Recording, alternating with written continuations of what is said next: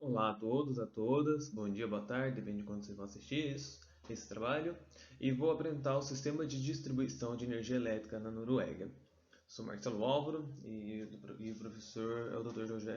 Jorge Javier. Bem, a rede de distribuição, a rede elétrica norueguesa, consiste em três níveis: a rede de transmissão, a rede regional e a rede de distribuição. A Statnet opera a rede de transmissão, enquanto aproximadamente 130 diferentes operadores de sistema de distribuição operam as redes regionais e a distribuição.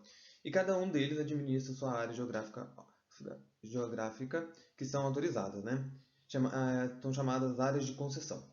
A rede de transmissão conecta produtores com consumidores em um sistema nacional.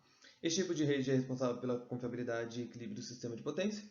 A rede regional frequentemente liga a rede de transmissão à rede de distribuição e também pode incluir os radicais de produção, consumo, carregamento, tensões mais altas. A rede de distribuição consiste nas redes elétricas locais, que normalmente fornecem energia para usuários finais menores. Os consumidores.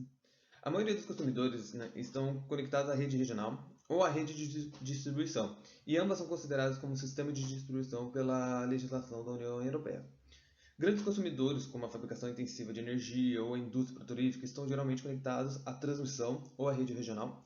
E consumidores de pequena escala, tipo famílias, indústrias, serviços, manufatura, aqueles de pequena escala, geralmente estão conectados à rede de distribuição. Os municípios e autoridades municipais possuem a maioria das redes regionais e a distribuição. A continuidade. A Noruega possui uma alta segurança de fornecimento de eletricidade e a continuidade do fornecimento é de quase 100%. E claro, em anos de eventos que não têm eventos climáticos extremos.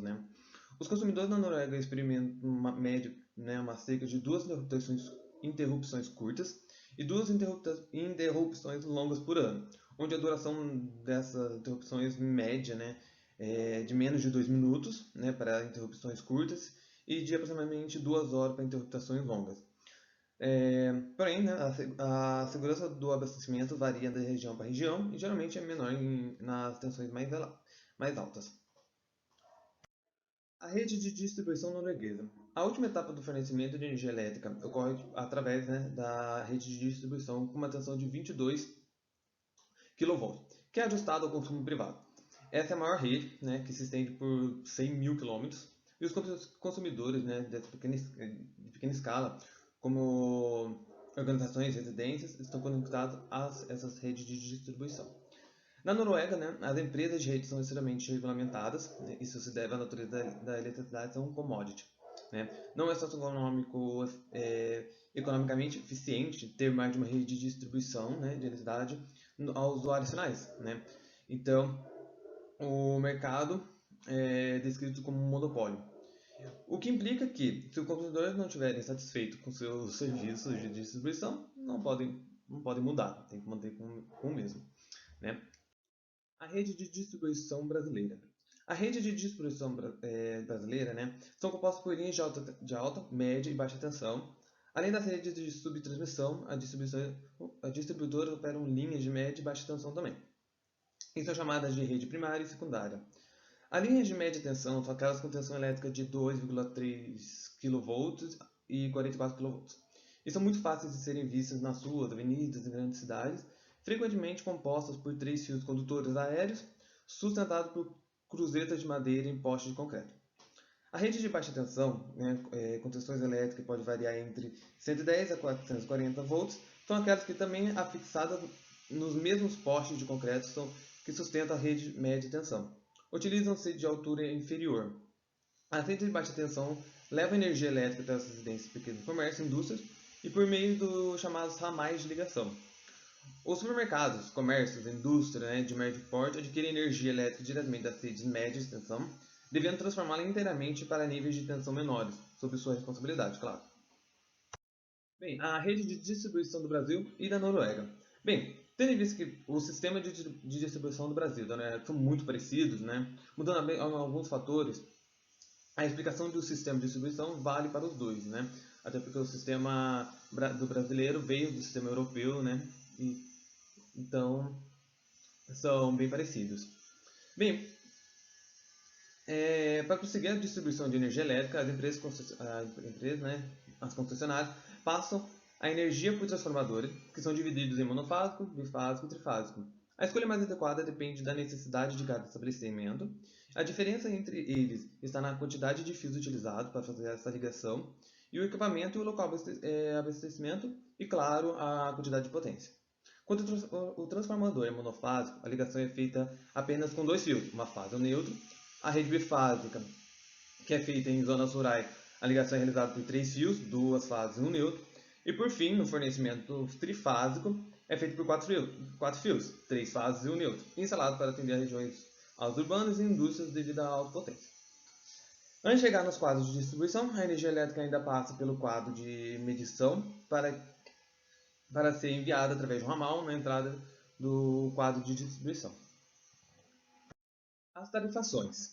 A tarifa de rede, que é chamada pela Noruega de aluguel de rede, é o custo de investimento e manutenção na rede de distribuição além das perdas da rede. O custo nesse nível é a conta de eletricidade que o usuário final paga. Então a conta consiste em 3 partes na Noruega. O preço de eletricidade, que é o custo marginal de eletricidade da rede de alta tensão. O segundo são os impostos. E 3 é a tarifa de rede. Mas também existem as 3 estruturas gerais das taxas. Tem a de base, que é o encargo fixo por unidade de energia consumida, isso vale para todos. A estrutura tarifária de hoje, que é o encargo fixo de energia por unidade consumida, de residencial, e os encargos de energia com variação sazonal e a cobrança de demanda comercial. E temos também, por fim, a estrutura tarifária de amanhã, que é a energia de encargo em função do tempo e uso residencial, e encargo de energia com variação sazonal e encargos de demanda e comercial.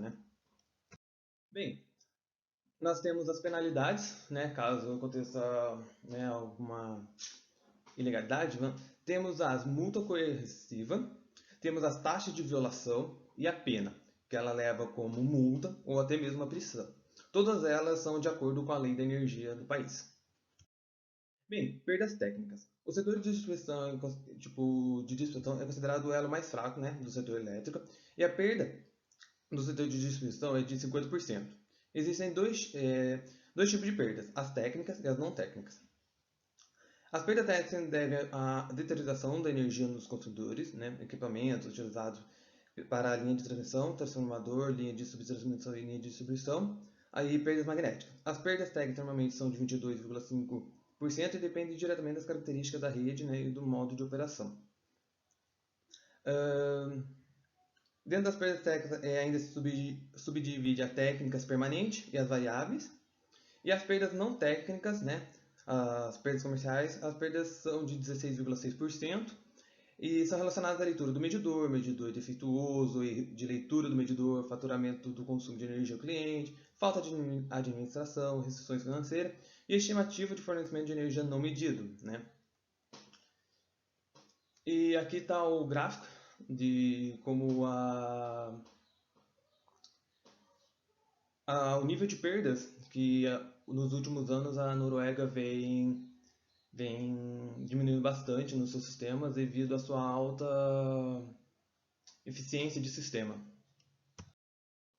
Bem, nós temos a curva de carga, aqui temos a demanda energética da Noruega e o consumo per capita. A gente pode mostrar aqui que tanto o consumo per capita nos últimos anos cresceu bastante, mas e a curva de carga, que está em megawatt, ela vem diminuindo. Essa foi uma curva de carga feita pelo autor, por mim, e isso mostra desde o primeiro dia de janeiro até o último dia de agosto, e vem mostrando como que a demanda vem diminuindo ao ano e deve se espelhar, normalmente nos anos, maior no inverno e maiores no verão. Bem, é isso, pessoal. Essa foi a minha apresentação. Uma boa tarde, um bom dia para vocês e obrigado a todos.